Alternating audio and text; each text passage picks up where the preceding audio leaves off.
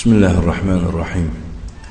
الحمد لله رب العالمين والعاقبة للمتقين، والصلاة والسلام على نبينا محمد وعلى آله وأصحابه أجمعين.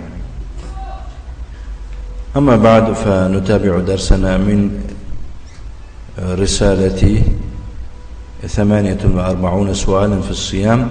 إنك مدرسة خضرة بعون الله سبحانه وتعالى دوام میدهیم از کتاب 48 سؤال آیدی روزه از آن شیخ علامه محمد ابن صالح العثیمین، الله سبحانه و تعالی این کس را و والدینشان را و جمیع مسلمانان را مغفرت کند. درس امروزی ما آغاز می‌یابد تحت سؤال 36، آنجا که شیخ می‌فرماید یا که شیخ را سؤال می‌دهند: ما حکم صلاة التراویح و ما هی السنة فی عدد رکعاتها؟ حکم نماز تراویح چیست؟ حکمی یعنی از نگاه اسلام نماز تراویح چی حکم دارد؟ فرض است، واجب است، سنت است؟ و سنت در عدد رکعت های تراویح چی را دلالت میکند؟ یعنی طبق سنت چند رکعت نماز تراویح میشود؟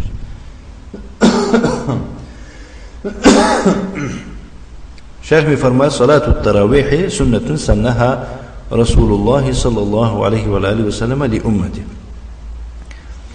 نماز تراویح سنتی هست که وی را رسول الله صلی الله علیه و آله و سلم برای امتش همچون سنت مقرر کرده است.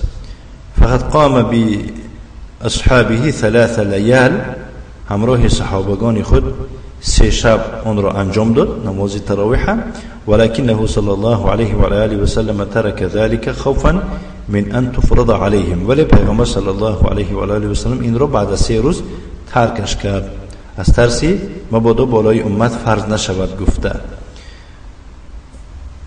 ثم بقي المسلمون بعد ذلك في عهد ابي بكر و صدر من خلافت عمر. بعد از مسلمان ها هم خیلی ماندن، یعنی هر کی پیش خود در زمان ابو بکر و در اولهای خلافت عمر. ثم جمعهم امیر المؤمنین عمر رضی الله عنه على تمیم الداری و ابی بن کعب. بعد از عمر رضی الله عنه مردم در پسی تمیم داری و ابی بن کعب، یعنی که نوبت به نوبت جمع کرد. فصاروا یصلون جماعتا الى یومنا هذا ولله الحمد. و تا همین روز شکر الله همه چی نماز جماعت کرده میخواندند. و هی سنتون فی رمضان، این سنت است در ماه رمضان، یعنی با جماعت خواندنش. و اما عدد رکعاتها فهی 11 او 13 رکعه. اما عدد رکعت های تراویح 11 یا که 13 رکعت میباشد. هذه هی سنت فی ذلك، سنت در این مسئله در این موضوع همین است. ولكن لو زاد على هذا فلا حرج ولا بأس به، ولی اگر از این عدد زیاد کند یکون باکی ندارد، یکون گناه هم نیست. لانه روی فی ذلك عن السلف انواع متعدده، زیرا در این مورد از سلف صالح یعنی که هر نمودی عدد وارد شدگی است. فی الزیادة و النقص، درباره بسیار خواندن و کم خواندن. ولم ينکر بعضهم على بعض، یکون کسی دیگرش چی انکارم نکرده است. فمن زاد فانه لا ينکر علی، بنابراین از این عدد بیشتر کسی خواند او را انکار کرده نمی شود. و من اقتصر على العدد الوارد فهو افضل، و کسی که به همین عددی که و همین شماره که وارد شده است حدیث آمده است خواند، این بهتر است. وقد دلت السنة على انه لا باس في الزياده، و در سنت دیگر سنت ها آمده است که از این عدد زیاد کردن باکی نداره. حيث ورد في البخاري، که در بخاری آمده است و در غیر بخاری من حدیث ابن عمر رضی الله عنهما، از حدیث عبدالله ابن عمر رضی الله عنه روایت میکنه که ان رجلا سأل النبي صلی الله علیه و آله و سلم عن صلاة الليل، یک کس پیغمبر صلی الله علیه و آله و سلم آیدی نماز شب سوال کرد. فقال مثنى، یعنی نماز شب دوتا می باشد. فاذا خشی احدكم الصبح صلى واحده، وقتی که یکون کسی شما نماز بامداد در آمدنش را خوف برد، یک رکعت میخواند به همون چی نمازش. فاوترت له، این برایش وتر میشود. ما قد صلى، به همون نمازهای خواندگیش.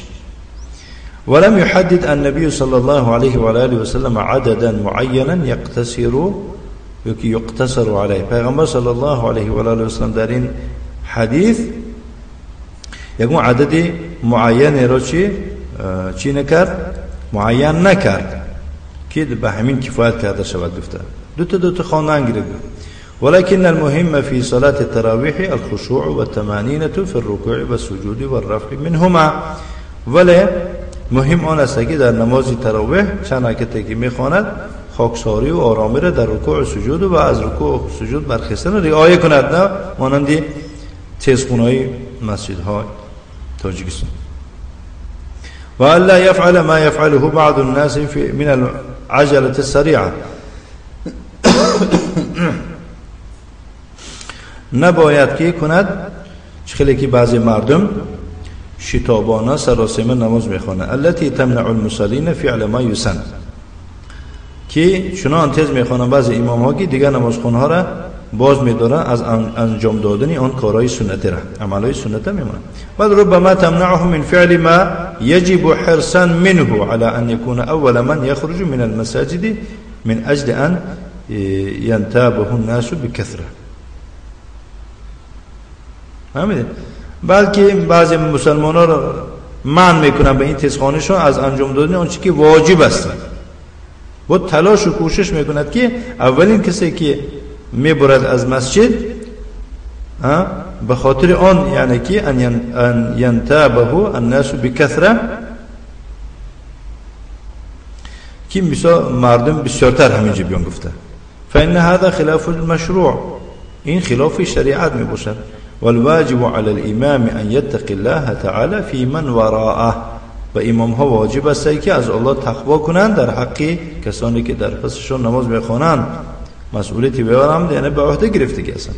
و الا یطیل اطاله تشق عليهم خارجه عن السنه، نه اینکه بالای مردم یک مشقتی آره به سبب دراز خواندن که از سنت بیرون باشد. ولا یخفف تخفیفا یخل بما یجب، و نباید که اینقدر سبک نکند که خلل آورد به اون چیزی که واجب است انجام دادن آن. او بما یسن علی من ورا، یا که سنت است انجام دادن کسانی که در پسش می باشند. ولی هذا قال العلماء، علما گفتند که انه يكره للامام ان يسرع سرعه تمنع